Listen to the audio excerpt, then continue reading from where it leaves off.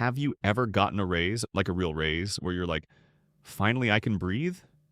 And then, weirdly, 2 months later, you're still stressed. Not because your rent exploded overnight, not because you got hit with some medical bill. It's just your money is gone again.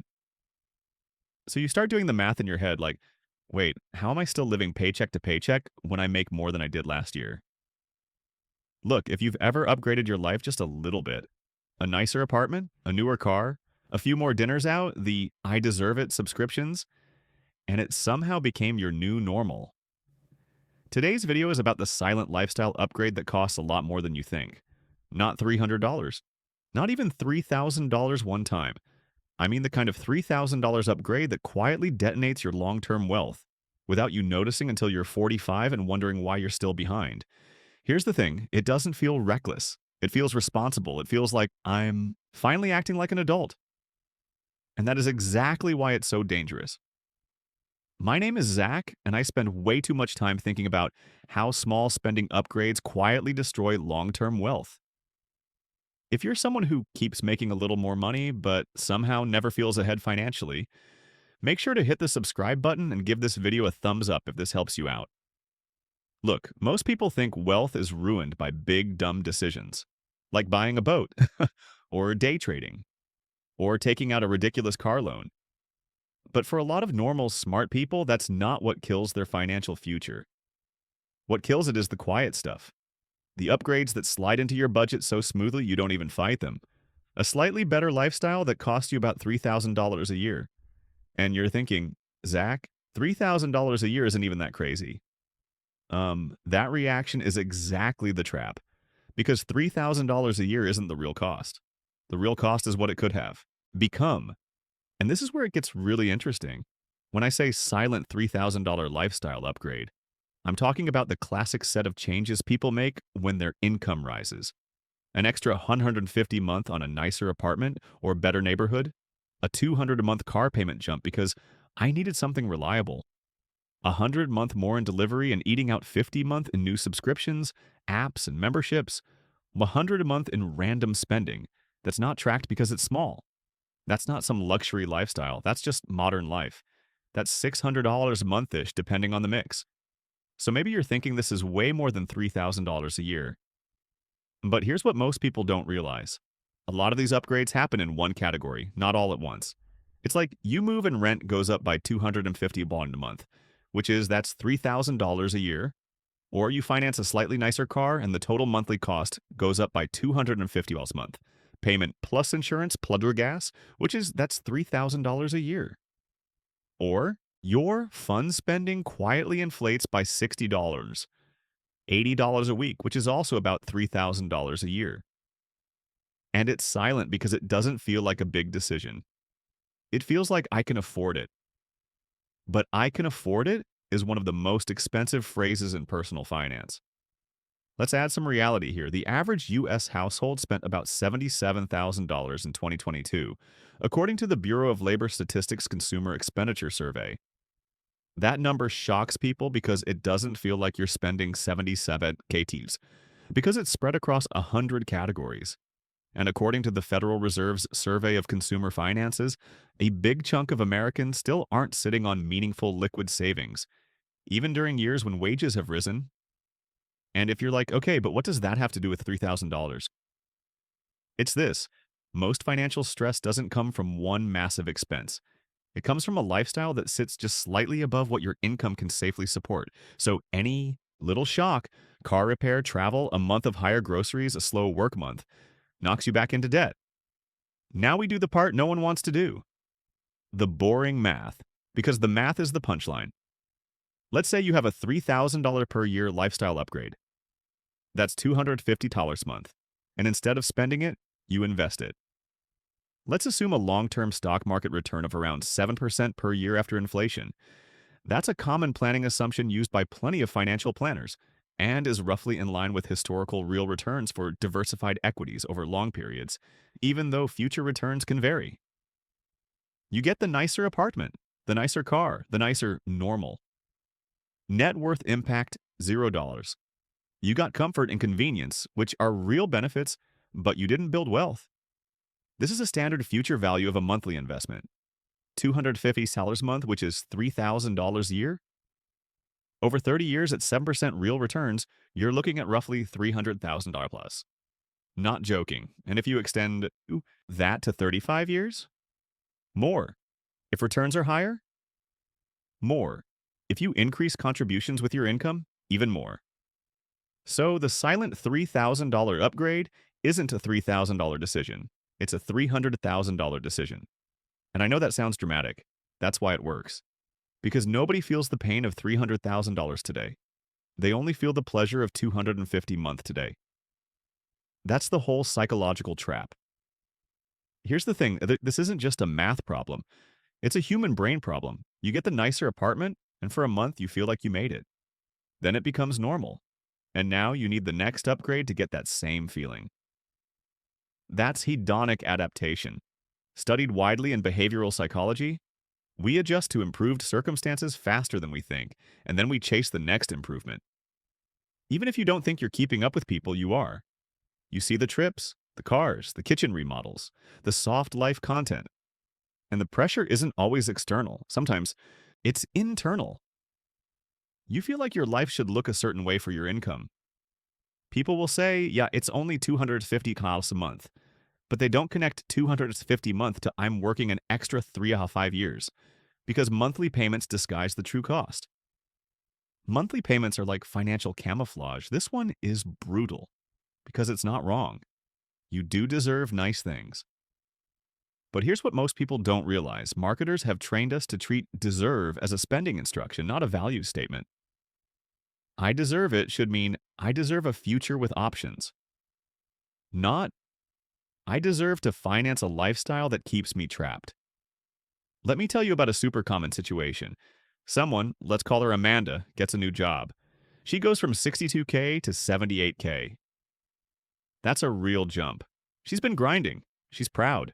She wants the life to match the effort. So she makes 2 upgrades. She moves closer to work into a nicer place, a $250 a month. She upgrades her car because the old one was stressing her out. $250 a month in total cost. That's $500 a month, $6,000 per year. Still not crazy, right? Except now her raise is basically gone. And then the real world shows up. Her insurance increases, groceries are higher, she travels for 2 weddings. The holidays hit, a tire blows out, and she's confused because she makes good money. But she doesn't feel ahead because she built a lifestyle that consumes every new dollar. And the scary part is, she didn't do anything irresponsible. She did what society tells you to do when you level up. And it quietly delays her wealth by years. Let's call out the usual suspects. Look, housing is the big one. A $250-month rent increase doesn't feel like much in the moment, but it's sticky. It's not like groceries where you can cut back next month. Once you sign the lease, that upgrade becomes your baseline. Now you might be thinking, Zach, I need a reliable car. Yes, you do. But reliable and newer and nicer than I need are different. And the car upgrade isn't just the payment. It's usually higher insurance, higher registration, taxes, more expensive tires, and maintenance, and often a longer loan. That's why cars are wealth killers for the middle class. Not because cars are evil, but because the upgrade is disguised as adulting. Delivery, Uber, daily coffee runs. I don't have time to cook. It's not one purchase, it's the identity. I'm someone who doesn't do that stuff anymore. And once it becomes identity, it's hard to reverse without feeling like you're moving backward. This one is sneaky because you don't feel it. $12 here, $19 on there, $9 on there. Then you look up and you're paying $180 a month for services you barely use. Now you might be thinking, okay, Zach, so I'm supposed to live like a monk for 30 years so I can be rich at 60? No, that's not what I'm saying. What I am saying is, if you don't decide where your money goes, your lifestyle will decide for you. And your lifestyle is not optimizing for your future freedom. It's optimizing for comfort right now. So the goal isn't deprivation. The goal is intentional upgrades. You can upgrade your life. You just can't upgrade everything at once and pretend it doesn't have consequences. Let's make it even more real. Suppose you're 28 years old. You're deciding whether to take on an extra $250 a month in lifestyle. That's not just $250. That's the difference between retiring at 62 with options versus working until 67 because you somehow never got ahead. Because compounding works best when you give it time. And when you spend the $3,000 instead of investing it, you're not just losing the principal. You're losing the growth on the growth. That's the wealth tax, not paid to the government. Paid to your future self by your present self. Think of your financial life like a bathtub. Your income is the water coming in. Your expenses are the drain. When you get a raise, the faucet get a raise. Turns up. But if you upgrade your lifestyle, you're also widening the drain. So you're celebrating the raise while permanently increasing the speed at which money leaves your life. And then you're shocked the tub never fills. Here's what most people don't realize. Your brain evaluates purchases based on monthly pain, not total cost.